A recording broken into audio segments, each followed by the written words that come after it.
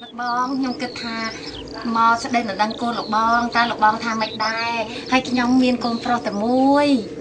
ខ្ញុំមិនថាអីទេអ្នកអើយក៏បងអ្នកចង់ស្កងស្ពានមានមេត្រីសាផ្សាច់ផ្សាឈាមជាមួយខ្ញុំក៏អដែរអ្នកខ្ញុំអរគុណណាស់ខ្ញុំកក់ក្ដៅណាស់ព្រោះអីខ្ញុំអត់នៅចិត្តកូនអញ្ចឹងខ្ញុំផ្ដាំផ្ញើនឹងលោកបងផងបដៅផងណាខុសត្រូវអីថាចំអីទេ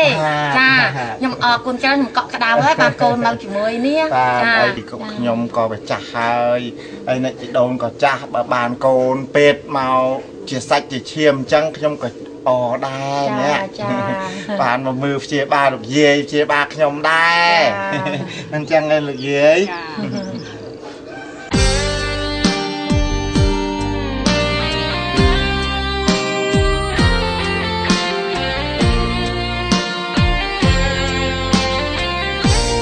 ទុំរៀនលេងមានអូនហើយស្ងាត់ទាំងសំឡេងឆ្លងឆ្លើយបងនៅម្នាក់ឯង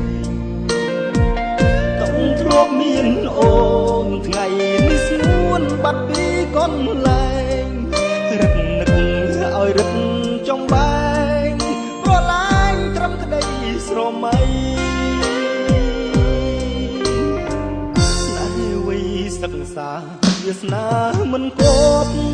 ក្រោយពេលបានប្រឡងជួបប្រត់ស្នេហ៍ថ្លើមថ្លៃគូរុំម៉ែអើយពីលបើកាន់ចិត្តទាំងអាឡ័យព្រមតាមពាក្យគេចូលស្ដី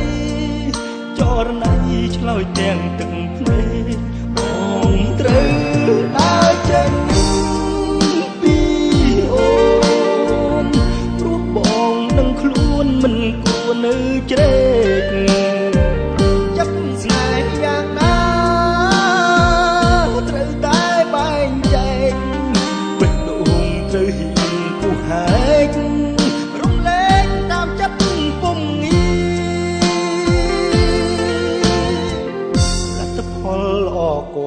បានជាប់បាក់ដុកតែស្នេហ៍បែរត្រូវបាញ់ចប់ត្រឡប់ឲ្យទ្រូងក្រំគ្រីមិនហ៊ានអន់ចិត្តទុកមុខរាប់គ្នាតែសូមជូនពរពុំងារស្រឡាញ់គ្នាលួងចាំងកោងខ្នង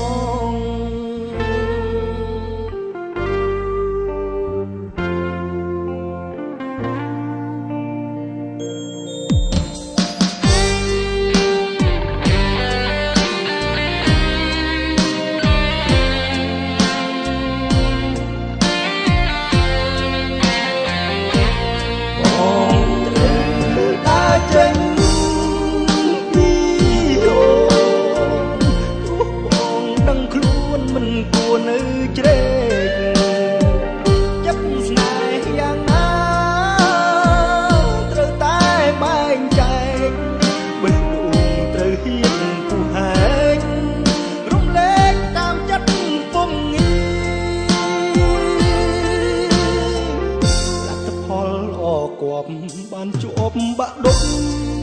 តែស្នេហ៍បែរត្រូវបាញ់ចប់ត្រឡប់ឲ្យទ្រូងក្រំគ្រីមិនហ៊ានអន់ចិត្តទុកមុខរាប់គ្នាតែសូមជូនពរពុំងារស្រឡាញ់គ្នាលួងចាំងកោងខ្នង